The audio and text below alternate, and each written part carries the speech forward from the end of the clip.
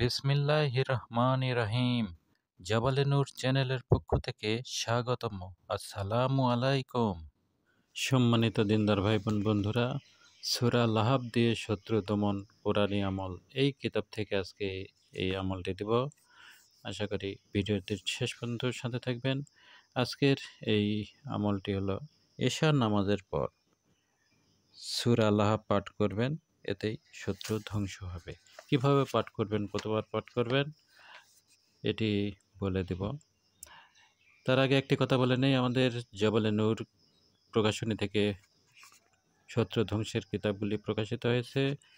এগুলি সংগ্রহ করতে চাইলে আমাদের সাথে হোয়াটসঅ্যাপ বা মোবাইলে যোগাযোগ করতে পারেন। শত্রু যদি আপনার ক্ষতি করতেই থাকে এবং তাকে যদি কোনোভাবেই থামাতে না পারেন, তাহলে সেই শত্রুকে চিরদিনের জন্য তাবাহ করার জন্য এই আমল করতে পারেন। তবে সামান্য কারণে হিংসামূলক, শত্রুতামূলক এই আমল করবেন না। কোনো নির্দিষ্ট স্থানে ও নির্দিষ্ট সময়ে এ আমল করতে পারেন।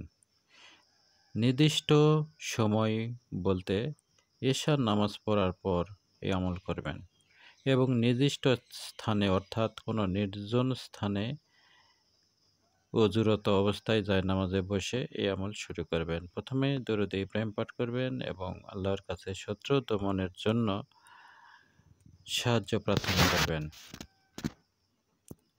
গভীর মনোযোগ সহকারে বিশ্বাসের সাথে এই আমল করবেন। ইনশাল্লাহ শত্রু অল্প কয়েকদিনের মধ্যেই দমন বরবাদ ও ধ্বংস হয়ে যাবে। এই আমলটি অবশ্যই জায়েজ উদ্দেশ্যে করবেন, না জায়েজ উদ্দেশ্যে কখনোই করতে যাবেন না, এতে নিজেরই ক্ষতি হতে পারে। আপনি জায়নামাজে বসে শত্রু দমনের নিয়ত করবেন এবং শত্রুকে লক্ষ্য করে আল্লাহর কাছে সাহায্য প্রার্থনা করবেন এবং সূরা লাহাব পাঠ করবেন। সূরা লাহাব কতবার পাঠ করবেন এর কোনো নির্দিষ্টতা নাই, তবে অধিক সংখ্যক পাঠ করবেন। 500 বার, 1000 বার, 3000 বার, এভাবে আপনি অসংখ্যবার সূরা লাহাব পাঠ করবেন। শেষে আবার দরুদ ইব্রাহিম পাঠ করবেন এবং আল্লাহর কাছে শত্রু ধ্বংসের জন্য আবারও দোয়া প্রার্থনা করবেন। ইনশাল্লাহ এ আমল 7 দিন করবেন। এই 7 দিনের মধ্যে শত্রু দুশমন তাবাহ বরবাদ ও ধ্বংস হয়ে যাবে। শত্রু কোনোভাবে আপনার সাথে শত্রুতা করতে সাহস পাবে না এবং আপনার সাথে শত্রুতা করতে আসবেও না। এটি খুবই মারাত্মক একটি আমল। এই আমলটি অবশ্যই বুঝে শুনে করবেন। শত্রুকে ধ্বংস করে দেওয়ার জন্য এই একটি আমলই যথেষ্ট।